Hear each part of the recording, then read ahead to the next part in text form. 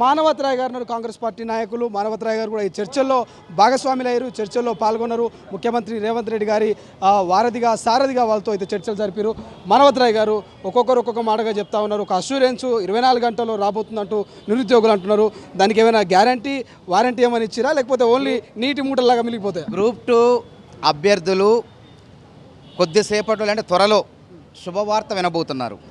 వాళ్ళు ఏదైతే కోరుకుంటున్నారో, మాకు వాయిదా వేయాలని కోరుకుంటున్నారో దానికి ప్రభుత్వం సానుకూలంగా ఎప్పుడో స్పందించింది. ముఖ్యమంత్రి రేవంత్ రెడ్డి గారు ఎప్పుడో స్పందించారు. కొన్ని ప్రత్యేకమైన పరిస్థితుల మూలంగా ప్రభుత్వ పాఠశాలలో పిల్లలు ఆగమవుతున్నారనే దృక్పథంతో తొందరగా టీచర్ ఉద్యోగాలనే ఉద్దేశంతో ఈరోజు డిఎస్సి పరీక్షను పెట్టడం జరిగింది. వాళ్ళు నిరుద్యోగులన్నా మాకు ప్రేమ ఉంది, గ్రూప్ 2 అభ్యర్థులన్నా మాకు ప్రేమ ఉంది, అందరూ కూడా సమానమే మాకు. కాబట్టి దయచేసి ఆందోళన చేయకండి, ఆందోళన చెందకండి. గ్రూప్ 2 అభ్యర్థులారా, ఒక స్పష్టత వచ్చింది ఈరోజు. ఇది రెండోసారి ఇక్కడ భేటీ కావటం. కాబట్టి మీరు కలత చెందాల్సిన అవసరం లేదు. చీటికి మాటికి ఏమైద్దో ఏంగో అని చదివింది మర్చిపోవద్దు. దయచేసి మీ యొక్క చదువుని కొనసాగించండి. వాయిదా వేసినా చదవాల్సిందే, వాయిదా వేయించాలి. కానీ ఇప్పుడు స్పష్టత వచ్చింది మీకు ఈరోజు. కాబట్టి ఇక మీ చదవండి, ఇక మేమేమంటున్నాం, వదిలిపెట్టకుండా చదవండి, ఏకాగ్రత చదవండి, ఉద్యోగం సాధించండి. ప్రభుత్వం ఇది మీరు అనుకున్న ప్రభుత్వం, మీరు గెలిపించిన ప్రభుత్వం. మీరు అడిగారు, అడగంగానే స్పందించడం. గతంలో ఎవ్వడు కూడా, నేను నిరుద్యోగ జేసీగా ఎన్ని పోరాటాలు చేసినా ఎవడన్నా కనీసం ఓయూ నుంచి ఎమ్మెల్యేలు అయిన వాళ్ళు, ఎంపీలు అయిన వాళ్ళు కూడా కనీసం చర్చలకు వేయలేదు. అట్లాంటిది రేవంత్ రెడ్డి గారు 3.5 గంటల సేపు నిరుద్యోగుల కోసం సమయం ఇచ్చిండ్రు. మమ్మల్ని అందరినీ పిలిపించుకున్నారు. వాళ్ళ విద్యార్థులు ఆందోళనకు ఉన్నారు, నిరుద్యోగులు ఆందోళనకు ఉన్నారు. మీరు వెళ్ళండి, వాళ్ళతో చర్చలు జరపండి. ఇప్పుడు 2 దఫాలుగా చర్చల జరిపినాం. ఇప్పటి వరకు ఈ చర్చలు అయితే సఫలమే, విఫలం కాదు. విఫలం అని అంటే అది రాజకీయం. ఇప్పటి వరకు సఫలమే. ఎందుకంటే మేము చెప్పేది కాదు కదా, మేము ప్రభుత్వంలో వారధులం. నిరుద్యోగులకు ప్రభుత్వానికి మధ్య పార్టీగా ఉన్నటువంటి వారధులం మేము. కాబట్టి అధికారికంగా ప్రకటించాల్సింది ఎవరు? TGPSC chairman, secretary. వాళ్ళు ఒక వెబ్ నోట్ వస్తుంది. ఆ వెబ్ నోట్ అనేది ఇవాళ రావచ్చు, రేపు రావచ్చు, ఎల్లుండి రావచ్చు, లేదంటే మధ్యాహ్నమే రావచ్చు.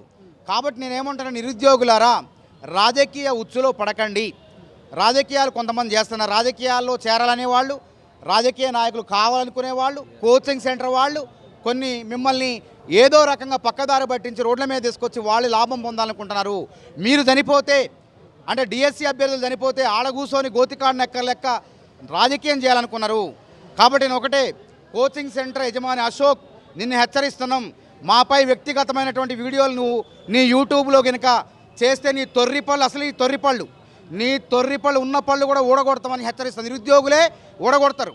నువ్వు వ్యక్తిగతంగా ఎందుకు పోతున్నావు? సమస్యను పరిష్కారం చేయడం కోసం మేము నిరుద్యోగులతో చర్చలు జరిపితే నీ కళ్ళు మండుతున్నాయా? నీకు ఎందుకు కళ్ళు మండుతున్నాయి అంటే, ఈ సమస్య పరిష్కారం కాకూడదు. సమస్య పరిష్కారం కాకుండా ఉండాలంటే తను ఆర్థికంగా ప్రయోజనం పొందొచ్చు. యూట్యూబ్లో మాట్లాడితే దాదాపు 30-40 వేల మంది చూస్తే, 1 లక్ష మంది చూస్తే ఆదాయం పొందవచ్చు అనే విధంగా నువ్వు నిరుద్యోగులు రెచ్చగొడుతున్నది ప్రేరేపించడం. ఒక వ్యక్తి ఆత్మహత్యకు ప్రేరేపించడానికి ఎవరైనా ప్రేరేపకులు ఉంటే వాళ్ళపై ఏ విధమైన కఠిన చర్య తీసుకుంటారో ఆ విధంగా నువ్వు కూడా నేరస్తుడవుతావు. నీ పైన కూడా అదే విధంగా చట్ట ప్రకారం చర్యలు తీసుకోబడుతుంది. అదేవిధంగా నిరుద్యోగులు, ఈ విధంగా నిరుద్యోగుల జీవితాన్ని నాగం చేసింది నువ్వు, మేం కాదు. నిన్న ఆయన యూట్యూబ్లో ఛానల్ ఉంది కదా అని చెప్పి ఏది పడితే అది మాట్లాడితే చెప్పు తీసుకొని కొడతాం మేము.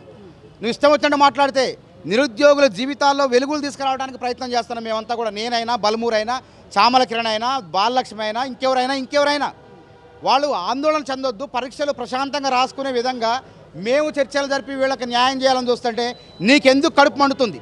మా మీద ఎందుకు నీ యూట్యూబ్ ఛానల్లో వీడియోలు చేస్తున్నావు? నీలాంటి వాళ్ళని గుడ్డలు కూడా తీసుకొడతారు నిరుద్యోగులు. జరుగుతుంది, నేను చెప్తాను కదా. బట్టలు కూడా తీసుకొడతారు నిరుద్యోగులే. ఎందుకంటే నువ్వు చేసిన కుట్రలు అట్లున్నాయి. నువ్వు ఎవడిచో చేతులు కలిపినావు మాకు తెలుసు. ఎమ్మెల్సీ నువ్వు ఇక్కడ కాంగ్రెస్ తరఫున ప్రచారం చేస్తున్నావు. 5,000 కిలోమీటర్లు ప్రచారం చేసిండా? తెలంగాణ చరిత్ర తెలుసు అసలు నీకు? ఇటు ఆదిలాబాద్ వరకు 350 కిలోమీటర్లు ఉంది, ఇటు గద్వాల వరకు 200 కిలోమీటర్లు ఉంది, ఇటు సత్తుపల్లి, ఖమ్మం, అశ్వరాపేట వరకు కూడా 300-350 కిలోమీటర్లు ఉంది, ఇటు భూపాలపల్లి వరకు కూడా 300 కిలోమీటర్లు ఉంది. 5,000 కిలోమీటర్లు పోయి నువ్వు ఎక్కడ కాంగ్రెస్ తరఫున ప్రచారం చేసినావు? నువ్వు కాంగ్రెస్ పేరు చెప్పి ప్రచారం అని చెప్పి నాటకాలు ఆడుకుంటూ ఆడ బర్రె లెక్క ప్రచారం చేసి ఓడగొట్టి, నువ్వు బర్రె లెక్కను ఓడగొట్టినావు. నువ్వు మాట్లాడేది నువ్వు ఎక్కడ? సుధీర్ రెడ్డి దగ్గర పోయినావు. నా ఫోటోలు ఉన్నాయి, ఫోటోలు చూపిస్తా నేను. ఇది చూడండి, ఇది సాక్షులు చూడండి. ఎంత దొంగ నాటకం అంటే నిరుద్యోగం తెలవదనుకున్నాడు. అంటే సుధీర్ రెడ్డి దగ్గర డబ్బులు తీసుకొని అక్కడ ఎల్బీ నగర్ సుధీర్ ఎల్బీ నగర్ సుధీర్ రెడ్డి దగ్గర డబ్బులు తీసుకొని ఇగో చూడండి ఫోటో. ఎల్బీ నగర్ సుధీర్ రెడ్డి దగ్గర డబ్బులు తీసుకొని వాళ్ళందరికీ విద్యార్థి అమాయకులైనటువంటి నిరుద్యోగులతో, తన కోచింగ్ సెంటర్లో చదివే నిరుద్యోగులతో నిరుద్యోగులు కండవాళ్ళకు అప్పించి రాజకీయం చేసి వాళ్ళక్కడ ఇక్కడ టీఆర్ఎస్కి ప్రచారం చేసి అక్కడ కాంగ్రెస్కు చేస్తానని చెప్పి బర్రెలకు ప్రచారం చేసి ఎక్కడ కాంగ్రెస్ గురించి మాట్లాడలే ఆయన, ఎక్కడా మాట్లాడలే.